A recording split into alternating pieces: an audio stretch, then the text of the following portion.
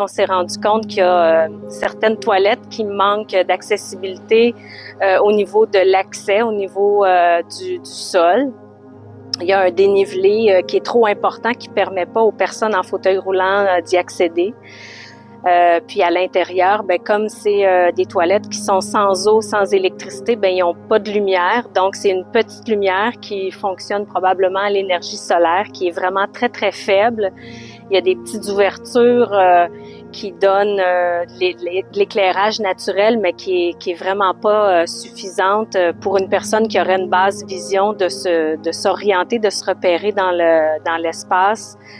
Une fois que la porte est fermée, c'est très, très sombre. Pour améliorer l'accessibilité des toilettes, c'est sûr que chaque toilette doit avoir une rampe dont le dénivelé est très lent, là, donc une longue pente qui va jusqu'au sentier pour éviter de rouler dans la pelouse.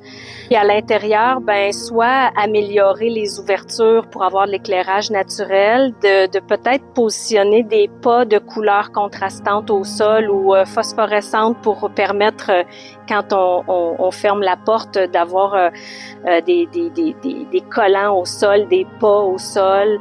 Il y a des barres d'appui aussi, mais si ces barres d'appui-là avaient des petites bandes réfléchissantes, ça pourrait peut-être améliorer l'accessibilité. Et autour de la toilette, comme c'est sombre, c'est noir, ben on pourrait mettre des bandes réfléchissantes là aussi sur le dévidoir du papier de toilette pour savoir où sont les accessoires dans la toilette. Je pense pas qu'on puisse prétendre d'avoir 100% d'accessibilité dans un parc, dans un endroit quand même où il y a du gravier, de la pelouse. Ici, ça peut pas dépanner une personne qui se déplace en fauteuil roulant, ça c'est clair. Ça peut dépanner d'autres types de personnes.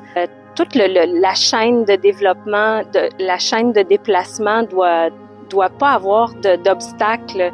Il y a beaucoup de sentiers qui sont dont la surface est changée à cause des racines. Il y a beaucoup d'améliorations qui pourraient être faites, mais c'est sûr qu'on est dans un milieu naturel. C'est difficile d'y arriver puis d'entretenir ça à chaque année. Ça demande beaucoup de ressources financières.